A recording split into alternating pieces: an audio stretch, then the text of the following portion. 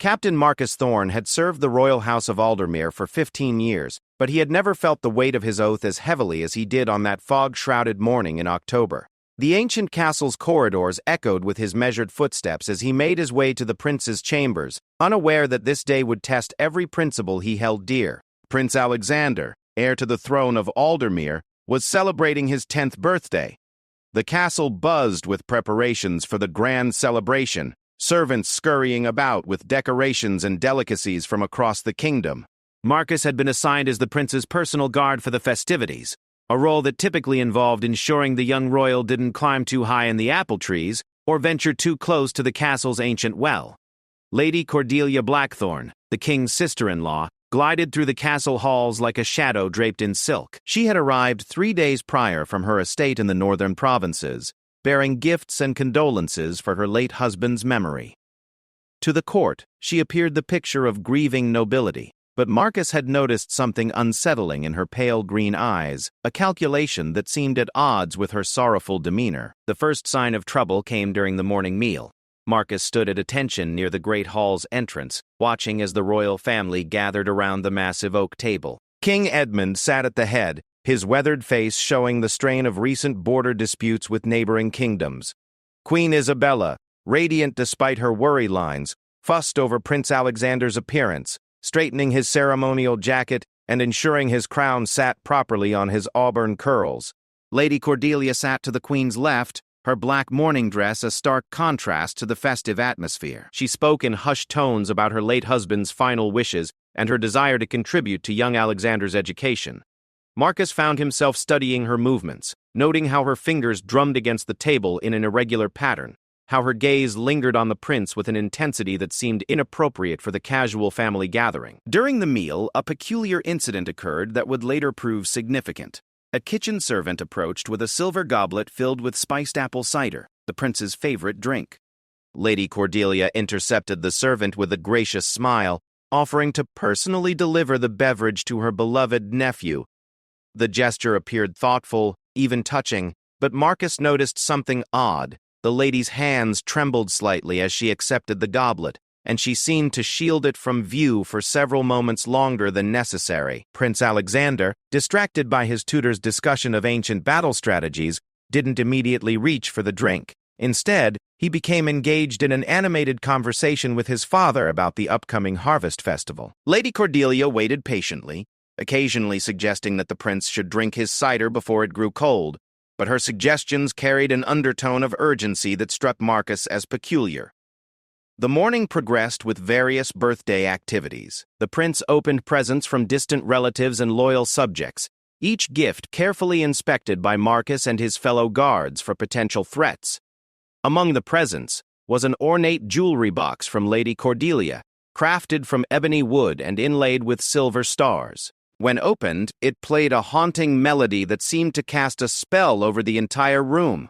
The prince was delighted, but Marcus noticed how Lady Cordelia's eyes never left the boy's face as he examined her gift. As the celebration moved to the castle's inner courtyard for the traditional birthday tournament, Marcus found himself increasingly troubled by Lady Cordelia's behavior. She had positioned herself strategically to maintain visual contact with Prince Alexander throughout the festivities, and her attention seemed focused not on the entertainment, but on the prince's consumption of food and drink. Every time a servant offered the boy refreshment, Lady Cordelia would suggest he finish his previous drink first, always referring back to that silver goblet of spiced cider. The tournament featured knights from across the kingdom competing in various contests of skill and strength. Prince Alexander clapped enthusiastically as mounted warriors demonstrated their prowess with lance and sword. During a particularly exciting joust, the prince became thirsty and reached for the goblet that had been sitting beside him for nearly 2 hours. Lady Cordelia leaned forward with anticipation, her breathing shallow and her knuckles white as she gripped her own cup. Something in her expression triggered Marcus's instincts. Years of training and battlefield experience had taught him to recognize danger in its many forms, and what he saw in Lady Cordelia's face was the look of a predator watching its prey. Without fully understanding why, Marcus stepped forward and called out to Prince Alexander, suggesting that fresh cider might taste better than the drink that had been sitting in the sun. The prince agreed readily, always eager to please his favorite guard. Lady Cordelia's face went ashen, then flushed red with what appeared to be anger, quickly masked as disappointment. She attempted to convince the prince that waste was unseemly for a future king, but Marcus had already signaled for a servant to bring fresh refreshments. The goblet was removed and taken back to the kitchens, much to Lady Cordelia's obvious distress. The remainder of the afternoon passed without incident, but Marcus remained vigilant. He observed Lady Cordelia's increasing agitation as various attempts to encourage Prince Alexander to consume specific foods or drinks were thwarted by normal changes in the day's activities. By evening, when the formal birthday banquet began, Marcus had formed a disturbing theory about the lady's true intentions. The grand banquet hall glowed with the light of 100 candles, their flickering flames casting dancing shadows on the ancient tapestries that depicted the noble history of House Aldermere. Prince Alexander, exhausted from the day's excitement, sat sleepily beside his parents as course after course of elaborate dishes was presented. Lady Cordelia had grown increasingly quiet throughout the evening, responding to conversation with distracted murmurs and frequent glances at the various untouched cups and plates around the prince's place setting. As the evening wound down and the prince was escorted to his chambers for the night, Marcus made a decision that would change everything. Instead of retiring to his own quarters, he doubled back to the kitchens and retrieved the silver goblet that had been set aside earlier in the day. The kitchen staff had been instructed to clean it, but Marcus managed to convince the head cook to let him examine it first, claiming he wanted to ensure no poison had been administered through the ornate engravings. What Marcus discovered in his careful examination of the goblet would shatter his understanding of the threats facing the royal family and force him to confront a conspiracy that reached into the very heart of the castle. Hidden within the intricate silverwork of the goblet's stem, he found traces of a white, crystalline powder that had been carefully worked into the decorative grooves. The substance was nearly invisible unless one knew exactly where to look, and its placement suggested someone with intimate knowledge of the goblet's construction had planted it there. Marcus had seen this substance before, during his military service in the border wars. It was crystalline nightshade extract, a poison so potent that even a small amount could prove fatal to a child. The realization hit him like a physical blow. Someone had attempted to murder Prince Alexander on his 10th birthday, and that someone was almost certainly Lady Cordelia Blackthorne, the grieving widow who had gained the sympathy and trust of the entire royal court. The discovery of poison in Prince Alexander's goblet sent Marcus's mind racing through the implications of what he had uncovered. As he stood alone in the dimly lit kitchen, examining the deadly residue by candlelight, he realized that confronting Lady Cordelia directly would be both dangerous and potentially futile. Without concrete evidence of her involvement beyond the poisoned goblet, his accusations might be dismissed as the paranoid suspicions of an overly protective guard. Marcus carefully wrapped the goblet in a clean cloth and secured it in his personal quarters, ensuring that the evidence would be preserved. His next step required delicate maneuvering. He needed to investigate Lady Cordelia's background and motivations without alerting her to his suspicions. The castle's extensive library contained genealogical records and correspondence that might shed light on her true intentions. Working by lamplight in the early hours before dawn, Marcus pored over dusty volumes and sealed letters. What he discovered painted a picture far more complex and disturbing than simple ambition or greed. Lady Cordelia's late husband, Lord Edmund Blackthorne, had been the king's younger brother, making her a member of the royal family by marriage. However, their union had been childless, and upon Lord Edmund's death 6 months prior, Lady Cordelia had found herself in a precarious position. According to the inheritance laws of Aldermere, Lady Cordelia's claim to any royal privileges or properties depended entirely on the continued goodwill of King Edmund and the royal line. Should anything happen to Prince Alexander before he reached his majority, the succession would pass to the king's cousin, Lord Richard Ashford, who had publicly declared his intention to review all royal appointments and land grants upon inheriting the crown. Lady Cordelia stood to lose everything: her title, her wealth, and her position in society. But Marcus discovered something even more sinister in his research. Hidden among routine correspondence was a series of letters between Lady Cordelia and Lord Richard Ashford, dating back several months before her husband's death. The letters, written in carefully coded language, discussed necessary changes for the good of the kingdom and removing obstacles to proper succession. While not explicitly treasonous, the correspondence suggested a conspiracy that went far beyond Lady Cordelia's individual desperation. The realization that Prince Alexander faced threats from multiple directions galvanized Marcus into action. He couldn't simply protect the prince from Lady Cordelia. He needed to expose the entire conspiracy before other attempts on the boy's life could be made.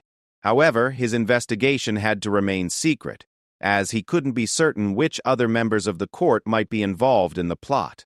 Marcus began his counter-investigation by carefully observing Lady Cordelia's daily routines and interactions. He noticed that she had developed a pattern of requesting private audiences with various castle servants, ostensibly to discuss her late husband's belongings, but actually appearing to recruit allies or gather intelligence. Several kitchen staff members had been seen accepting small gifts from the lady, and Marcus began to suspect that the poisoned goblet had not been her only attempt on the prince's life. During the second day of his investigation, Marcus witnessed a troubling exchange between Lady Cordelia and Thomas Fletcher, the castle's head groom. The conversation took place in the stables, where Lady Cordelia thought she would not be overheard, but Marcus had positioned himself strategically in the hayloft above. The discussion centered around the prince's upcoming riding lessons and the possibility of arranging an accident during a particularly challenging trail ride through the forest. Thomas Fletcher appeared reluctant to participate in whatever scheme Lady Cordelia was proposing, but she pressed him with reminders of debts his family owed to her late husband's estate. The groom eventually agreed to ensure that Prince Alexander's saddle would be improperly secured during the next riding session, creating the possibility of a fatal fall that would appear completely accidental.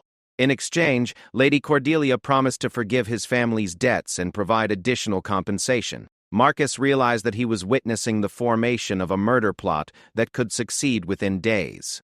Prince Alexander was scheduled for riding lessons the following afternoon, and if Marcus couldn't prevent the sabotage or expose the conspiracy before then, the young prince's life would be in immediate danger. The challenge was finding a way to protect Alexander without alerting the conspirators that their plans had been discovered. That evening, Marcus made his first direct move against the conspiracy. He approached Thomas Fletcher privately, revealing that he had overheard the conversation with Lady Cordelia and offering the groom an alternative to participating in treason. Marcus explained the full scope of what he had discovered about the poison plot and the broader conspiracy, making it clear that Fletcher's cooperation with Lady Cordelia would ultimately lead to charges of murdering the heir to the throne. Initially terrified by Marcus's knowledge of his involvement, Thomas Fletcher quickly realized that his best chance of survival lay in cooperating with the captain of the guard.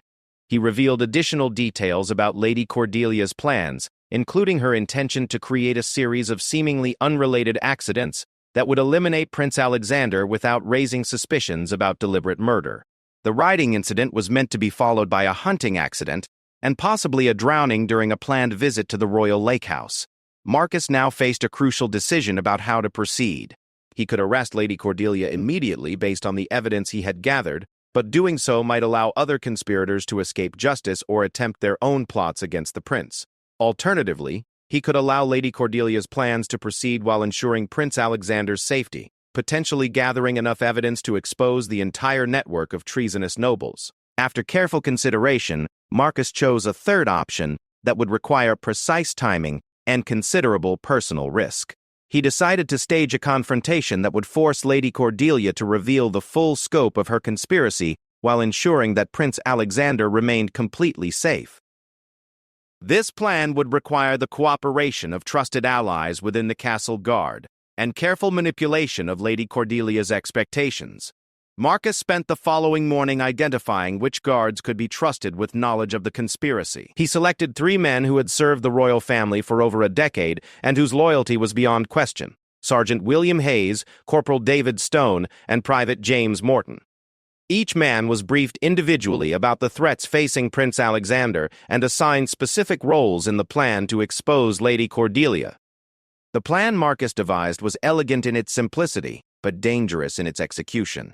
He would allow Lady Cordelia to believe that her riding sabotage plot was proceeding as planned, but Prince Alexander would be replaced by a similarly sized volunteer who could handle any danger that might arise. Meanwhile, Marcus would position himself to observe Lady Cordelia's reaction to the accident and gather evidence of her guilt that could be presented to the king. Sergeant Hayes volunteered to take Prince Alexander's place during the riding lesson, despite the significant personal risk involved. As a skilled horseman and experienced guard, he was confident that he could manage a sabotaged saddle without serious injury. Corporal Stone was assigned to shadow Lady Cordelia throughout the afternoon, documenting her whereabouts and reactions. Private Morton would secure the poisoned goblet and any other evidence that had been gathered, ensuring that proof of the conspiracy would survive even if the confrontation went badly. As the afternoon of the planned riding lesson approached, Marcus felt the weight of responsibility settling on his shoulders like a heavy cloak. The success or failure of his plan would determine not only Prince Alexander's immediate safety, but potentially the future stability of the entire kingdom. If Lady Cordelia's conspiracy extended as far as his research suggested, the young prince's death could trigger a succession crisis that would plunge Aldermere into civil war. Prince Alexander, unaware of the danger swirling around him, spent the morning playing with toy soldiers in his chambers and eagerly anticipating his riding lesson. Marcus watched the boy's innocent enthusiasm with a mixture of protectiveness and grim determination. Whatever the cost, he would ensure that Prince Alexander lived to see his 11th birthday and, eventually, to claim his rightful place on the throne of Aldermere. The afternoon sun cast long shadows across the castle courtyard. As the moment of truth approached, Marcus had spent the morning making final preparations, ensuring that every aspect of his plan was carefully coordinated. Prince Alexander had been quietly relocated to the castle's library under the pretense of an urgent lesson with his tutor, Master Geoffrey, who had been briefed about the situation and sworn to secrecy. Sergeant Hayes, dressed in clothing similar to Prince Alexander's typical riding attire and positioned at a distance that would make precise identification difficult, made his way to the stables, where Thomas Fletcher waited with visible nervousness. The groom had followed Marcus's instructions to proceed with Lady Cordelia's sabotage plan, loosening the saddle's girth strap just enough to create instability without making the tampering obvious to casual observation. Lady Cordelia positioned herself on the castle's eastern balcony, which provided an excellent view of the riding trail where the accident was supposed to occur. Marcus observed her from a concealed position, noting her tense posture and the way her hands gripped the stone balustrade. For someone supposedly concerned about her nephew's safety, she displayed none of the casual relaxation one would expect from a family member watching a routine riding lesson. Corporal Stone had strategically placed himself among the servants attending to Lady Cordelia, disguised as a footman carrying refreshments. From this position, he could observe her reactions closely while remaining essentially invisible to her focused attention. Private Morton maintained watch over the stables and surrounding areas, ensuring that no other conspirators interfered with the carefully orchestrated plan. As Sergeant Hayes mounted the sabotaged horse and began riding toward the predetermined location, Marcus felt his muscles tense with anticipation. The sergeant was an experienced horseman, but even the best rider could be seriously injured if the sabotage proved more extensive than expected. The success of the plan depended on Hayes's ability to create a convincing accident scene while avoiding actual harm. The accident unfolded exactly as Lady Cordelia had planned it. As Sergeant Hayes guided the horse around a sharp bend in the trail, the loosened saddle shifted dramatically, sending him tumbling to the ground in what appeared to be a serious fall. From a distance, especially to someone expecting such an event, the scene looked exactly like a tragic accident that had befallen the young prince. Lady Cordelia's reaction confirmed Marcus's worst suspicions about her involvement in the conspiracy. Instead of displaying shock, horror, or concern for her supposedly beloved nephew, she showed visible satisfaction and relief. For several moments she actually smiled, her grip on the balustrade relaxing as she watched the motionless figure on the ground. Only when other stable hands began rushing toward the scene did she compose her features into an expression of appropriate distress. Corporal Stone, observing from his position as a disguised servant, noted that Lady Cordelia's first action was not to rush to the prince's aid or summon medical assistance, but to produce a small mirror from her sleeve and use it to signal someone in the castle's north tower. This detail provided crucial evidence that the conspiracy extended beyond Lady Cordelia to include other positioned allies within the castle. Marcus immediately dispatched Private Morton to investigate the north tower, while he continued observing Lady Cordelia's behavior. Her signaling suggested that multiple conspirators were coordinating their actions. possibly preparing to implement additional phases of their plan now that they believed Prince Alexander had been eliminated. This coordination indicated a level of organization that posed an even greater threat to the royal family's safety. In the North Tower, Private Morton discovered Lord Richard Ashford himself, positioned with a spyglass to observe the riding trail. Lord Richard was accompanied by two men whom Morton recognized as mercenaries, who had recently requested employment with the castle guard but had been rejected due to questionable references. The presence of armed outsiders in the castle represented an immediate security breach that could threaten the entire royal family. Sergeant Hayes, meanwhile, had successfully executed his part of the plan. After creating the appearance of a serious accident, he remained motionless until the stable hands reached him, then regained consciousness, and reported that he had suffered only minor bruises despite the dramatic fall. The concerned stable hands helped him back to the castle, where he would later be revealed to be a guard rather than the prince, exposing the conspiracy to anyone observing. Lady Cordelia's behavior became increasingly erratic as reports filtered back about the prince's condition. When informed that the rider had survived with minimal injuries, she displayed obvious agitation and disappointment. Her questions focused not on the victim's well-being, but on the specific nature of his injuries and whether any long-term effects might result from the fall. Such concerns were inconsistent with those of a caring relative and further confirmed her malicious intentions. Marcus decided that enough evidence had been gathered to justify immediate action against the conspirators. The presence of Lord Richard Ashford and armed mercenaries in the castle represented an escalating threat that could no longer be safely monitored. He sent coded signals to his trusted guards, initiating the arrest of all known conspirators before they could realize that their plot had been discovered and thwarted. The arrests began simultaneously in different parts of the castle. Lady Cordelia was taken into custody on the eastern balcony, her protests of innocence undermined by the evidence Marcus had carefully gathered over the previous days. In the North Tower, Lord Richard Ashford and his mercenary accomplices were surrounded and captured before they could destroy any incriminating documents or signal other potential allies outside the castle. Thomas Fletcher, whose cooperation had been essential to exposing the conspiracy, was granted clemency in exchange for his testimony about Lady Cordelia's recruitment methods and plans. His detailed account of the conversations and instructions he had received provided crucial evidence for the legal proceedings that would follow. The groom's willingness to cooperate also revealed additional information about other castle staff members who had been approached by Lady Cordelia but had declined to participate in her schemes. As news of the arrests spread throughout the castle, Marcus realized that the conspiracy had been even more extensive than his investigation had revealed.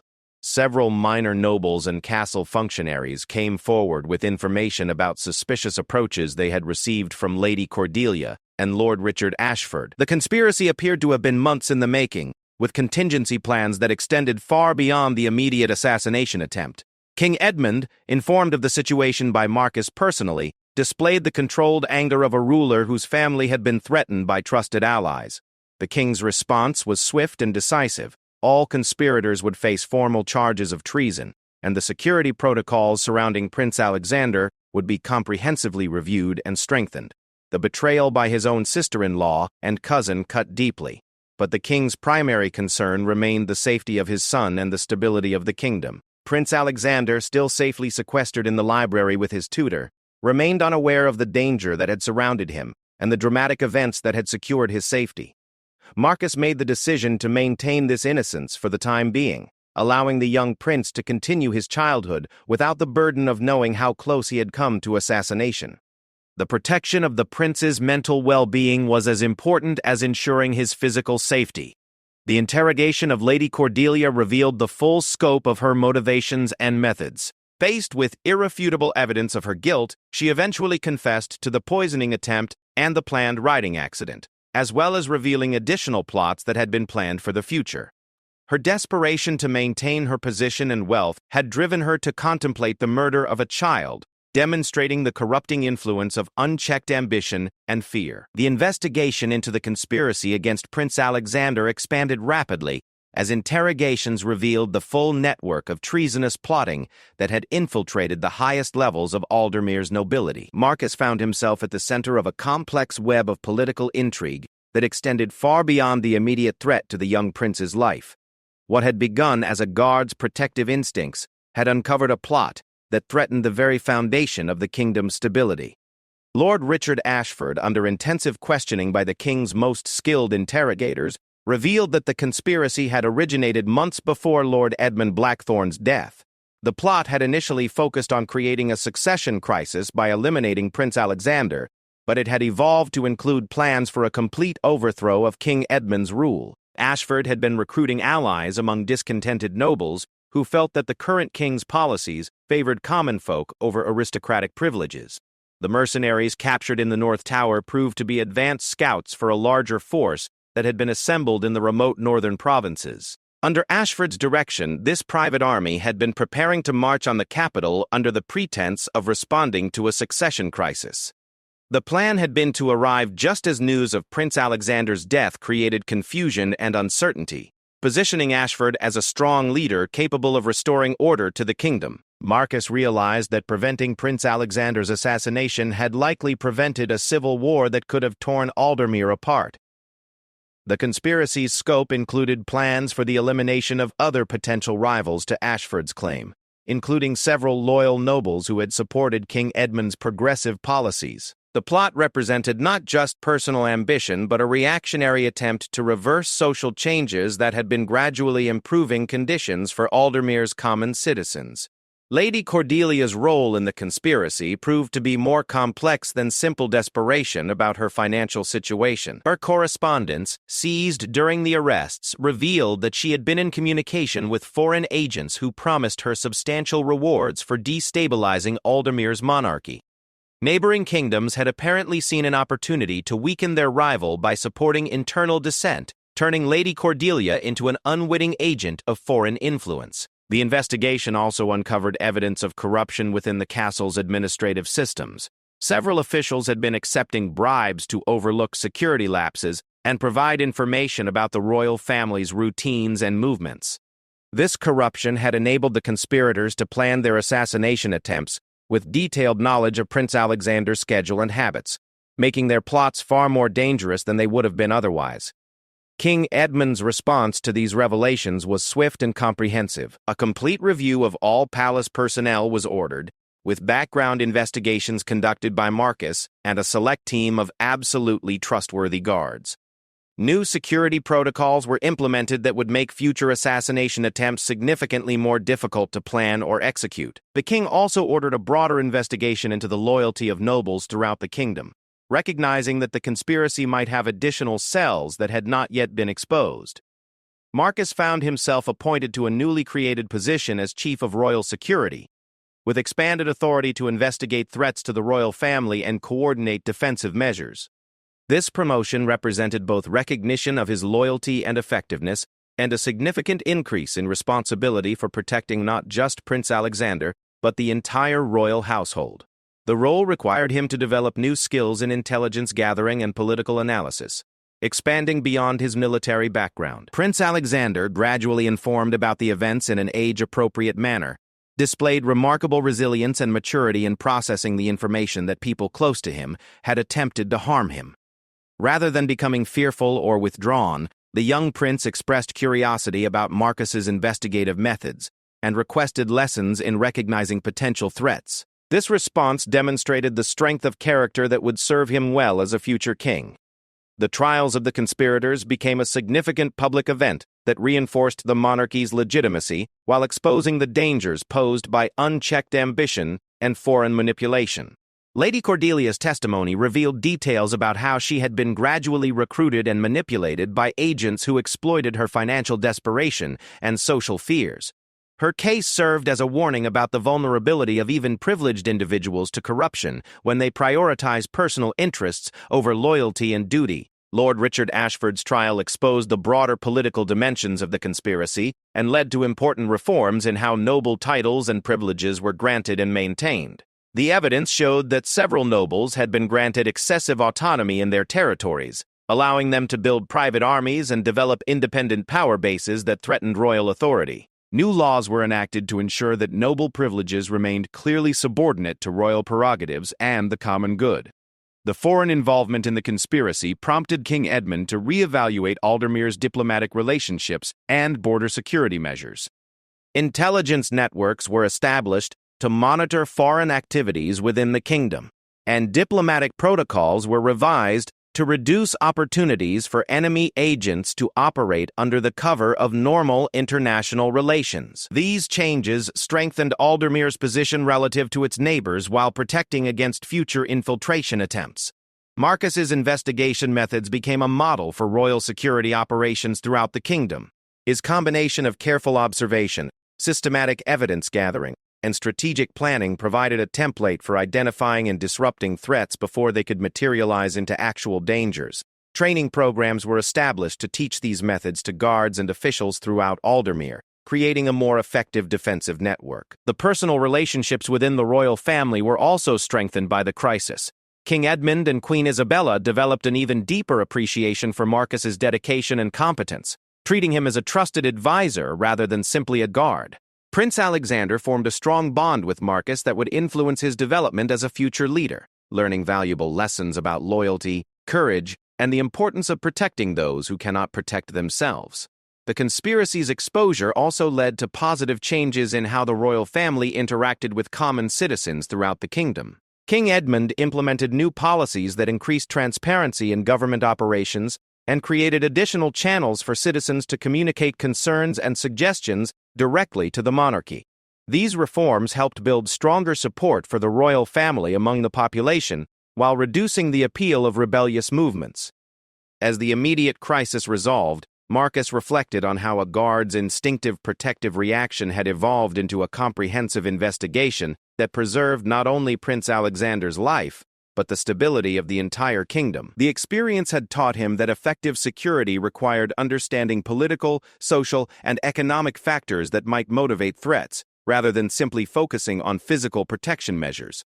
6 months after the exposure of the conspiracy against Prince Alexander, the kingdom of Aldermere had transformed in ways that extended far beyond simple security improvements. Marcus, now firmly established in his role as chief of royal security, had overseen the implementation of comprehensive reforms that strengthened both the monarchy's defenses and its connection to the common people. The crisis that had threatened to destroy the royal family had ultimately made them stronger and more secure than ever before. Prince Alexander, now 11 years old, had developed into a remarkably perceptive and confident young man under Marcus's continued guidance. The prince's education had been expanded to include practical lessons in leadership, security awareness, and understanding the complex political dynamics that surrounded royal life. Rather than becoming fearful or suspicious, Alexander had learned to balance appropriate caution with the openness and courage necessary for effective leadership. The trials of Lady Cordelia and Lord Richard Ashford had concluded with sentences that reflected both justice and mercy. Lady Cordelia, whose cooperation in exposing the foreign involvement had been valuable, received exile rather than execution, spending her remaining years in a remote convent where she could reflect on the consequences of her choices. Lord Richard Ashford, whose leadership of the conspiracy represented a more serious betrayal, faced life imprisonment in the kingdom's most secure fortress, where he could pose no further threat to royal stability. The reforms implemented in response to the conspiracy had broader effects throughout Aldermere's society. New laws governing noble privileges and responsibilities created a more equitable balance between aristocratic rights and royal authority. The expanded intelligence networks had uncovered additional plots and foreign influences, allowing the kingdom to address threats before they could mature into serious dangers. These systemic improvements had strengthened Aldermere's position among neighboring kingdoms and enhanced its internal stability. Marcus had discovered that his talents extended beyond military service and personal protection to include strategic thinking and political analysis. His success in exposing the conspiracy had earned him respect throughout the kingdom, and requests for consultation from other royal courts facing similar security challenges. However, Marcus remained committed to his primary responsibility of protecting Prince Alexander and ensuring the future stability of Aldermere's monarchy. The relationship between Marcus and Prince Alexander had evolved into something resembling that of an older brother and mentor, rather than simply guard and protected person. Alexander frequently sought Marcus's advice on matters ranging from academic studies to understanding the motivations of people around him. This relationship provided the prince with practical wisdom that complemented his formal education and prepared him for the complex responsibilities he would eventually inherit. Queen Isabella had become one of Marcus's strongest supporters within the royal court, recognizing that his protection of her son extended beyond physical safety to include guidance in developing the character and judgment necessary for effective kingship. The queen often consulted Marcus about educational decisions and social interactions that would contribute to Prince Alexander's development as a future leader. This collaboration had strengthened the royal family's unity and effectiveness. King Edmund had implemented several of Marcus's recommendations for improving communication between the monarchy and common citizens throughout the kingdom. Regular forums were established where citizens could present concerns and suggestions directly to royal representatives. These sessions had revealed valuable information about local conditions and potential sources of dissatisfaction that might otherwise have festered into more serious problems. The exposure of foreign involvement in the conspiracy had led to significant improvements in Aldermere's diplomatic and intelligence capabilities. New treaties were negotiated that included provisions for sharing information about subversive activities and coordinating responses to threats that crossed national boundaries. These agreements had strengthened Aldermere's relationships with allies, while creating additional obstacles for enemy agents attempting to operate within the kingdom. Marcus had also established training programs that elevated the professional standards of guards and security personnel throughout the kingdom. These programs emphasized not only physical skills and weapon proficiency, but also observation techniques, investigation methods, and understanding of political and social factors that might indicate developing threats. The improved quality of security personnel had created a more effective defensive network that extended far beyond the royal castle. The economic aspects of security had also received attention in the reforms following the conspiracy. New procedures were implemented to monitor and investigate unusual financial transactions that might indicate bribery or other forms of corruption.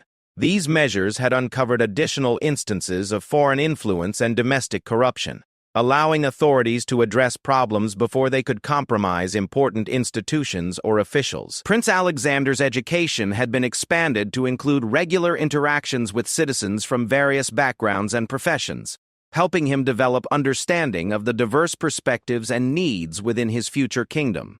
These experiences, carefully supervised by Marcus and other trusted advisors, had given the prince practical knowledge that would inform his decisions as a future ruler while maintaining his safety and security. The cultural impact of the conspiracy's exposure had been significant throughout Aldermere. The revelation that foreign agents had attempted to manipulate domestic politics had strengthened national unity and pride, while the royal family's transparent handling of the crisis had increased public confidence in the monarchy's integrity and competence. These developments had created a stronger foundation for future stability and prosperity. Marcus often reflected on how the events that had begun with a simple instinctive reaction to Lady Cordelia's suspicious behavior had evolved into comprehensive changes that strengthened every aspect of the kingdom's security and governance. The experience had taught him that effective protection required understanding and addressing root causes of threats rather than simply responding to immediate symptoms. The personal growth that Prince Alexander had experienced through the crisis had prepared him well for the challenges he would face as a future king. His combination of natural intelligence, emotional resilience, and practical wisdom gained through his relationship with Marcus had created a foundation for leadership that would serve both him and his future subjects well.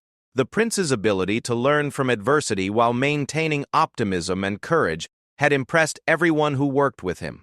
As Marcus looked toward the future, he felt confident that Prince Alexander was developing into the kind of leader Aldermere needed and deserved. The systems and relationships established in response to the conspiracy had created multiple layers of protection that would serve the royal family and the kingdom well for generations to come.